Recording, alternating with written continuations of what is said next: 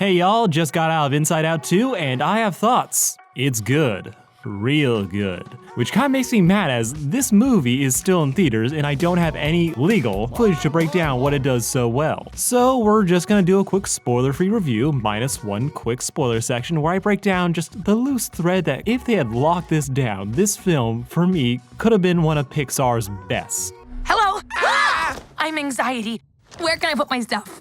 Inside Out is the story of Pixar finally completing its brand evolution of giving feelings to every non-human thing imaginable till they ran out of options and gave feelings to feelings. We follow a young girl named Riley and we witness the inner workings of her mind, controlled by her 5 main emotions: joy, sadness, anger, fear, and disgust. The original Inside Out was an instant classic that I never got around to rewatching, but when I do, it hits every single time. Inside Out 2 isn't that good.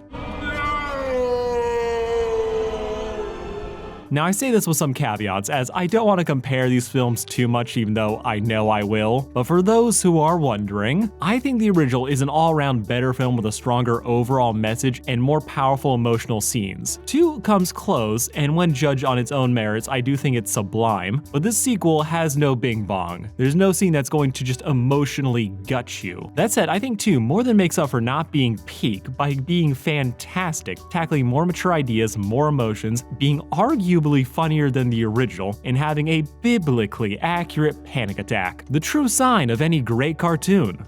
Oh god, here it comes, the big one! Check you! Inside Out 2 is a delight that really does a great job at taking you through the terrifying transition point that is being a teenager, going from middle school to high school and having all your plans pulled out from under you. The events of the story takes place over 3 days, and you can see how the setting could feel like her whole world is falling apart and reacting poorly.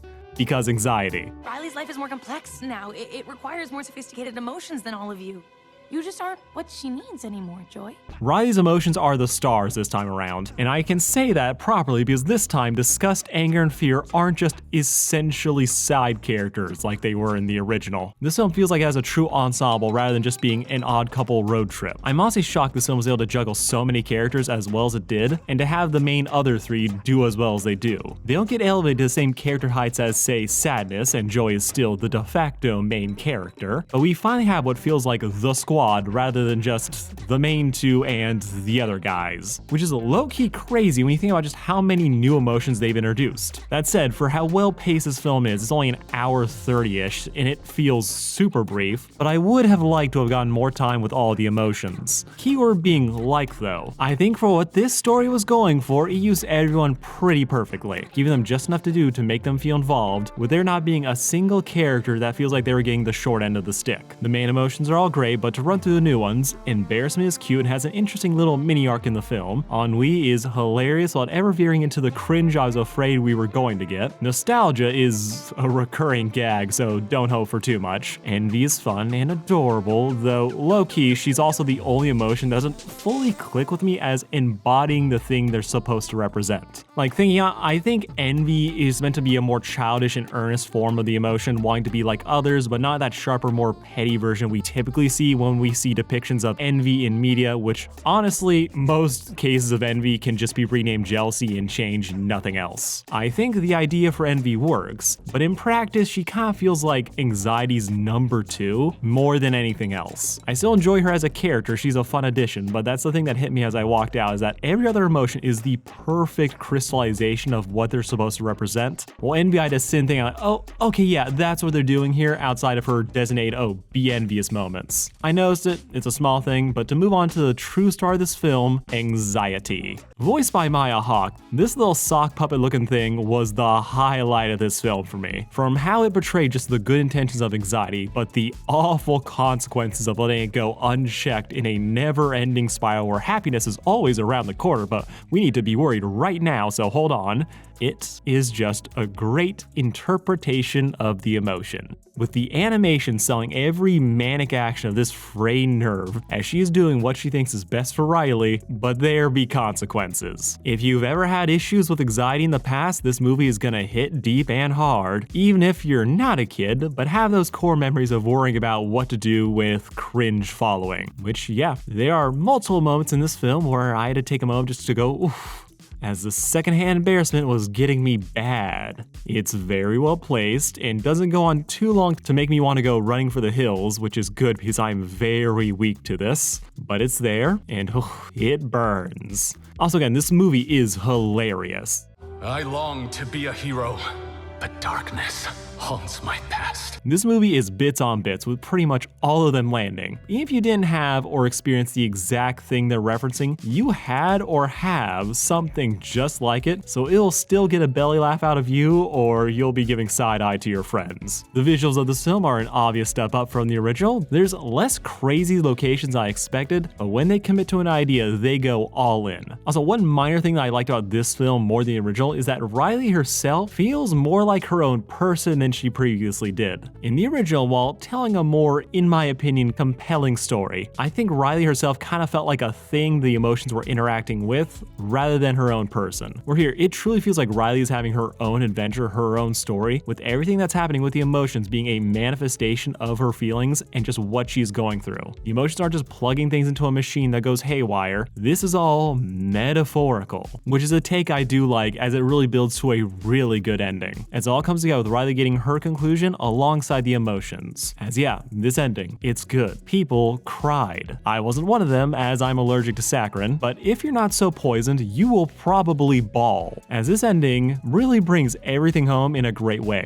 Reeve, I don't think they did everything they could have for what they're going for. It works, it hits, and I would easily recommend Inside Out 2. I feel like there's only two things in this whole film that they could have touched up to make the things flow a little bit better, but overall, it's good, borderline great, and y'all should go check it out and give Pixar all the money as yeah, they are going through it right now. I'm gonna go into spoilers, but to give you the vague outline of my two nitpicks before you go in, there's a moment early to mid-ish on that feels like it happens way too early in the story, and too unprompted for the character it's happening to. It gave me a moment that I usually enjoy in all other mediums. The writers really wanted to have this moment, but couldn't really find a great place to put it, so we were left with it just feeling okay. With the other thing being bigger and boils down to the story having a great setup, a great conclusion, but it's kind of missing the middle part or inciting incident to really show just how the beginning created the problem and why it really needs to be dealt with in the way that it is. If you know, you might know, and I'll tell you about it in a second, but first, I need you guys to like, share, and subscribe, go watch the movie, it's really good, it's more than worth the money, and it might just help you better understand yourself. Okay? Quick spoilers. All right, this is it, people. Let's move. Let's go, go, go, go. Okay, so my only two negs for this film both relate to Joy. She pretty much has the classic optimist snaps at all of the ungrateful whiners for not realizing just how much they put on her, and how hard it is to keep having a positive outlook with these odds and this much negativity all being put on her. These are moments that I always love, as being the heart of the team is always the worst job on the fucking team, as it's all the responsibility and an unfair standard of keeping people's spirits up while they're also getting mad at you for it. That said, I do think this came way too early in the film. Joy wasn't that broken up yet. The situation was bad, but they were basically just lost. So it was less Joy finally snapping and more like a pity party that she definitely deserved to have, but the story hadn't quite earned it yet. It led to a good bonding moment with the rest of the team, so I gave it a pass. Anger's speech was incredibly sweet and swept all the other emotions under the rug as the pretty much just stood there. The other thing that had me scratching my head just a little bit is how the story handles Joy's conclusion of how the emotions shouldn't control Riley or shape her into who they think she needs to be. This to me was the right conclusion. This feels like the thing that the story was building to. This feels like the right answer to what the story set up. But outside of that initial setup and the ending, while fitting for the story, this being the big realization for Joy didn't fully click for me. It was like, oh, this is a sweet lesson that she learned, but didn't really feel like she needed to learn this. As unlike with Joy balling up sadness, Joy's regime as the leader of Riley, punting negative emotions out to the back of her mind, never really materializes any real negative consequences. So while she ends up saying a lesson that I agree with, I think is very pertinent to anxiety, I don't think the story did enough to show why this behavior was bad when it was done by our lovable, benign dictator. I caught on early that Joy's actions could have negative consequences, only for them to not ever truly show up. So the missed opportunity to me is that I think the story needed to connect the dots on how Joy unintentionally created Riley's mindset may have manifested in anxiety, or at the very least put her into overdrive, as it does feel like the story was setting something like this up. Joy's attempts at raising Riley's self-esteem to make her the best Riley that she can be. It felt like Joy was unknowingly setting up all of her beliefs to be based on her achievements. When we see the parts that make up Riley's sense of self, the I'm a good person, the things that are listed are like good grades, her parents being proud of her, with the last memory Joy puts in saying, I'm a winner. So the idea that this put into my head is that by focusing on all the achievements while punting all the mistakes to the back of the mind, I thought it wouldn't be too much of a stretch to play into the idea that Riley was having all of her sense of self tied to winning and was therefore ill-equipped to deal with failure and loss. So when she started to lose her friends or messing up at hockey, we could then see anxiety getting set to turbo mode and go out of control like we see. That'd be a good sense of cause and effect where Joy unintentionally set this up, and then that really brings home her final lesson at the end. Instead, anxiety just kind of shows up because puberty throws out the rest of the emotions almost immediately, with Joy just kind of dealing with the events as they come up rather than just building to this one moment of realization. I think the pieces are all there, and taken as a whole, I think the story really works, but when we isolate Joy's arc from the rest of everything else, it does feel like we're missing the middle, and instead we're just left with the beginning and end. The finale nails it, but the one thing it doesn't do enough of is to show the downsides of this behavior in the past, which I think is something that they kind of have to do when Joy is saying that she and Anxiety made the same mistake. It's not a deal breaker, but it does feel like the one thing that left Joy's whole section of the story just floating around, where if they had locked this in, Inside Out 2 could have had a shot at rivaling the first, when as it is, it's just a worthy successor. I'm definitely gonna see this movie a second time in theaters, which is something that I rarely do, so y'all should definitely go check it out. But that's where I'm at with Inside Out 2, the good, the thing they could have just done one more pass at, and at the end of the day, I still really liked it. Side note, if I had a nickel for every time a fandom accidentally shipped a minor with a girl who was over 16, based on nothing but a trailer, I'd have 2 nickels. Which isn't much, but it's weird that it's happened twice in the last 2 years.